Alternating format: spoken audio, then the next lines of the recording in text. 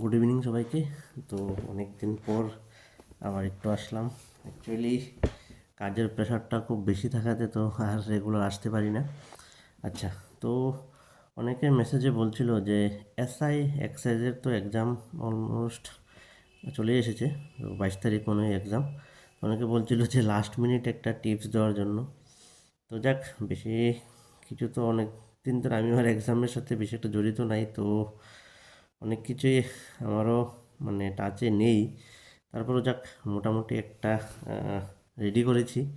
তো যাক, ছোট্ট 5-7 মিনিটের মধ্যে কভার করব। তো দেখছি কী করা যায়। ঠিক আছে, তাহলে এসআই এক্সামের যে মানে সিলেবাসটা, ওইটা অ্যানালাইসিস করলে দেখা যায় যে জিকে এবং সিএ মানে জেনারেল নলেজ অ্যান্ড কারেন্ট অ্যাফেয়ার্সে আছে 40 marks, simple arithmetic 10 marks, general science 10 marks, aptitude test যেটাকে আমরা রিজনিং বলি ওইটা 15 মার্কস, ইংলিশ 15 মার্কস, আর ডেসক্রিপটিভে আছে রিপোর্ট অ্যান্ড লেটার যে কোনো একটা, এটা 20 মার্কস, অ্যান্ড এসে অ্যান্ড প্যারাগ্রাফ যে কোনো একটা, ওইটাতে 20 মার্কস। তো টোটাল এক্সামের ডিউরেশনটা হচ্ছে 3 ঘন্টা। তো 3 ঘন্টার মধ্যে আমাদেরকে কভার করতে হবে 130 মার্কস, 130 মার্কসের রিটেন, তারপরে আর 20 মার্কসের হচ্ছে ইন্টারভিউ। তো টোটাল মিলে 150 মার্কসকে পেপার মানে সবটা এক্সাম আর কি, রিটেন প্লাস ইন্টারভিউ মিলে। তো আহ, এই যে 3 ঘন্টা, এই 3 ঘন্টার ভিতরে কীভাবে এদিকে আমরা 130 মার্কস কভার করব সেটা নিয়ে একটু বলছি। তো আমি আগেও একবার বলেছিলাম যে এই এক্সামটা আমি কিন্তু কোয়ালিফাই করতে পারিনি।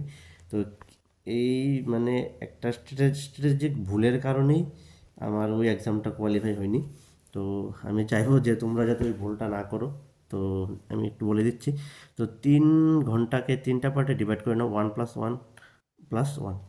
তো প্রথম কি করবে, প্রথম তো যখন ওএমআর শিটটা দেবে, তো দিলে একদম ভালো করে এডমিটটা দেখে দেখে মানে ডটগুলা কীভাবে ফিল আপ করতে হয় একদম ভালো করে দেখে ঠান্ডা মাথায় ফিল আপ করবে। কারণ অনেককে আমি দেখি যে গিয়ে কি উল্টাপাল্টা করে, তারপর ওইখানে যদি একটা ডট ভুল হয়ে যায় না, তো আর শিট কিন্তু চেঞ্জ করে দেয় না।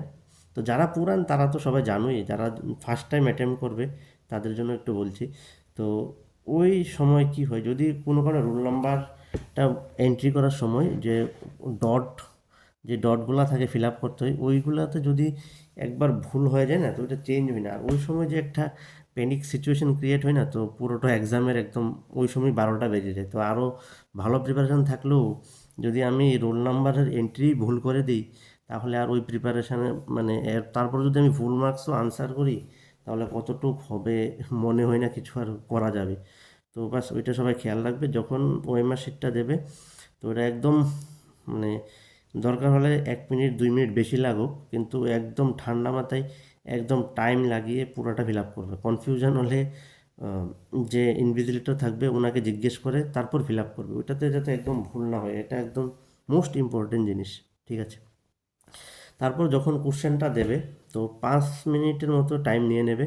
কোশ্চেনটার প্রথম থেকে লাস্ট পর্যন্ত একদম দেখে নেবে যে কী টাইপের কোশ্চেন আছে, কোন কোন সেকশানে কীরকম কোশ্চেন আছে। অনেক সময় কী হয়, ফার্স্ট ফার্স্ট যে মানে কোশ্চেনগুলো থাকে না, ওইগুলো টাফ থাকে, কিন্তু ভিতরের কোশ্চেনগুলো অনেক ইজি থাকে। তো যদি কোশ্চেন হাতে পেয়ে করা শুরু করে নিই, তাহলে কী হবে যে অনেক সময় দেখা যাবে যে সামনে যে 10টা কোশ্চেন ওইগুলো খুবই টাফ। তো ওইগুলো করতে আমার 10টা কোশ্চেন করতে 1 ঘন্টা শেষ, তাহলে কিন্তু আর এক্সাম আর হবে না। আমারও সেম হয়েছিল, আমিও মানে কোশ্চেন পেয়েই করতে শুরু করেছিলাম, না জানি কি ভুলে গেছি 1-1.5 বছর আগের কথা। আর না জানি কি একটা ম্যাথে অনেক টাইম লস করে দিয়েছিলাম, যেটার জন্য আর মানে 2 মার্কের জন্য প্রিলিমস হয়নি। তো ওই 2 মার্কের জন্য যদি একটু হতো তাহলে হয়ে যেত। তো বাস অনেক ম্যাটার করে এইসব এক্সামে, 1 মার্কের জন্যই সিরিয়াল নাম্বার 50, 60, 100 নাম্বার পিছনে চলে যায় শুধু 1 মার্কস ডিফারেন্সে। ঠিক আছে, তো এটা সবাই দেখবে। প্রথম কোশ্চেনটা পেলেই 5 থেকে 7 মিনিট নিয়ে নেবে, ওটাকে একটু ভালো করে অ্যানালাইসিস করে নেবে যে কীরকম কোশ্চেন এসেছে। দেন ফার্স্ট আমি যেটা মানে বানিয়েছি আর কি, তো ফার্স্ট জিকে এবং কারেন্ট অ্যাফেয়ার্স ওইটা অ্যাটেম্প করবে সবাই। সবাই বলতে যারা মানে টিপিএসসি, স্পেশালি টিপিএসসি অ্যাসপিরেন্ট, যারা ব্যাংকিং অ্যাসপিরেন্ট ওদের তো তোমার ম্যাথ আর রিজনিং খুব স্ট্রং থাকে, তো তাদের এসব এক্সামে মেইন স্কোরিং এরিয়াই থাকে ম্যাথ আর রিজনিং, তো ওরা প্রথম ম্যাথ রিজনিং করে নেবে, তো ওদের ক্ষেত্রে কোনো প্রবলেম নেই। যারা অনলি টিপিএসসি এক্সামের প্রিপারেশন করো বা এসএসসি এক্সামের প্রিপারেশন করো, তো তারা প্রথম জিকে আর কারেন্ট অ্যাফেয়ার্স ওইটা প্রথম অ্যাটেম্প করবে। ওইটাতে 40 মার্ক থাকে, তো মানে খুবই স্কোরিং আর টাইম এত কনজিউম হয় না। বাস এটা হচ্ছে মানে আমি পারি তো পারি, না পারলে তো নাই, এটাতে আর মানে বেশি কিছু নাই। তো বাস প্রথম ফার্স্ট অ্যাটেম্প করবে 40, জিকে আর কারেন্ট অ্যাফেয়ার্স মিলে 40, তো ওইটা ফার্স্ট অ্যাটেম্প করবে। তো ওই 40 যদি তোমার দেখো যে মানে খুবই তাড়াতাড়ি এটা হয়ে যায়, যেখানে অ্যারিথমেটিকের 10 মার্ক, হ্যাঁ অ্যারিথমেটিকের 10 মার্ক করতে যেই টাইমটা নেবে, এখানে জিকে আর কারেন্ট অ্যাফেয়ার্সের 40 মার্কস করতে মোটামুটি সেম টাইম নেবে। তো আমি মানে প্রেফার করব যে সবাই প্রথম জিকে আর কারেন্ট অ্যাফেয়ার্সটা প্রথম অ্যাটেম্প করবে। তারপর জেনারেল সায়েন্সে যাবে, এটাও সেম। কী হবে, আমি যদি পারি তো পারি, আর না পারলে নেই, বাস ওইটাতে বেশি কিচ্ছু মানে মাথা গোলানোর কিচ্ছু নেই। তো বাস তো সেকেন্ডে যাবে জেনারেল সায়েন্স, থার্ডে ইংলিশ আসবে। ইংলিশে একটু একটু ভাবতে হয়, অনেক সময় কিছু গ্রামার থাকে, তো একটু ভেবেচিন্তে করতে হয়, তো থার্ড প্রেফারেন্সে রেখেছি আমি ইংলিশটা। ফোর্থে রেখেছি অ্যাপটিটিউড, আর ফিফথে রেখেছি এরিথমেটিক। তো অ্যাপটিটিউড আর এরিথমেটিকের মধ্যে আলটারনেটিভ করতে পারো, যার যেটা মানে সুবিধা হয় ওই হিসাবে করে নেবে। তো আমি মনে করি এটাই বেস্ট হবে। তো সবাই আবার একবার বলে দিচ্ছি কী করবে। ফার্স্ট অ্যাটেম্পটে GK and current affairs, second অ্যাটেম্পটে জেনারেল সায়েন্স, থার্ড অ্যাটেম্পটে ইংলিশ, ফোর্থে অ্যাপটিটিউড অ্যান্ড ফিফথ অ্যারিথমেটিক, এইভাবে ফলো করবে। তাহলে মনে হয় অনেকটা তাড়াতাড়ি বেশি স্কোর করা যাবে। তো এই যে 5টা সেকশন বললাম, সবাই ট্রাই করবে যে 2 ঘন্টার মধ্যে যাতে এগুলা হয়ে যায়, মানে যেগুলি তুমি এই 5টা সেকশনের মধ্যে যেগুলি তুমি করতে পারবে ওইগুলো যাতে 2 ঘন্টার মধ্যে হয়ে যায়। সবগুলো তো আর মানে সবাই পারে না, কেউই পারে না, আমিও পারি না, তুমিও, কেউই মনে হয় না 100-এ 100 করতে পারে। হ্যাঁ, কিছু এক্সেপশনাল থাকে, ওরা তো করবে। আমি মানে অ্যাভারেজ স্টুডেন্টের কথা বলছি, হ্যাঁ আমিও অ্যাভারেজ ছিলাম, তো আমিও অ্যাভারেজের জন্যই স্ট্র্যাটেজি, হ্যাঁ যারা এক্সেলেন্ট তাদের তো মানে ওরা করে নেবে সব কিছু, তো যারা অ্যাভারেজ তো তারা এভাবেই করবে, আশা করি হেল্প হবে।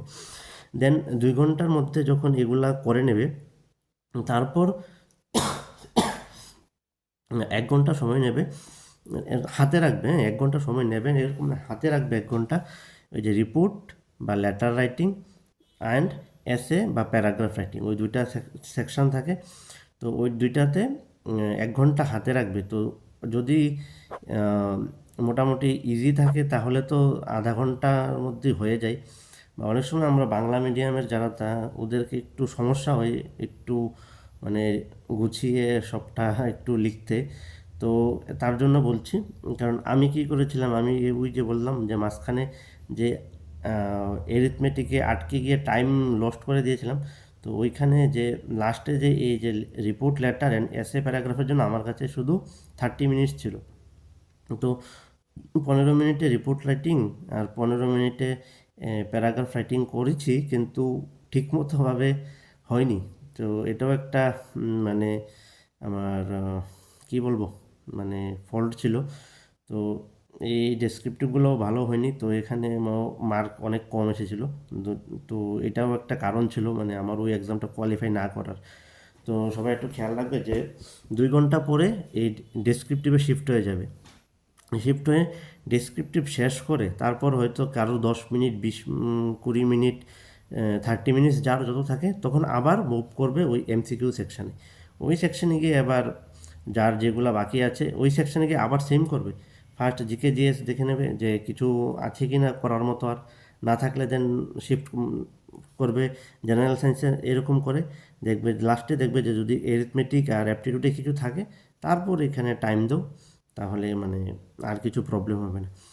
আর লাস্ট মানে খাতা সাবমিট করার আগে আরেকবার একটু চেক করে নেবে যে রোল নাম্বার যে বসিয়েছো ঠিকঠাক বসিয়েছো কি না। তারপরে অনেক সময় ওএমআর শিটের পিছন দিকে, হ্যাঁ ওইখানেও কিন্তু কিছু লিখতে হয়, হ্যাঁ তো ওইটাও সবাই খেয়াল থাকে না, তো ওইটাও দেখে নেবে।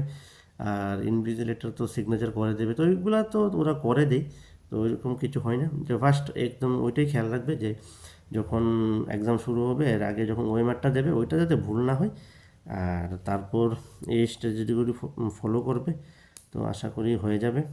আর বাকি তো আর পড়া কি পড়া, আর এখন তো মোটামুটি যে যা পড়ে নিয়েছো তাই পড়ে নিয়েছো, আর তো কিছু বলার নেই।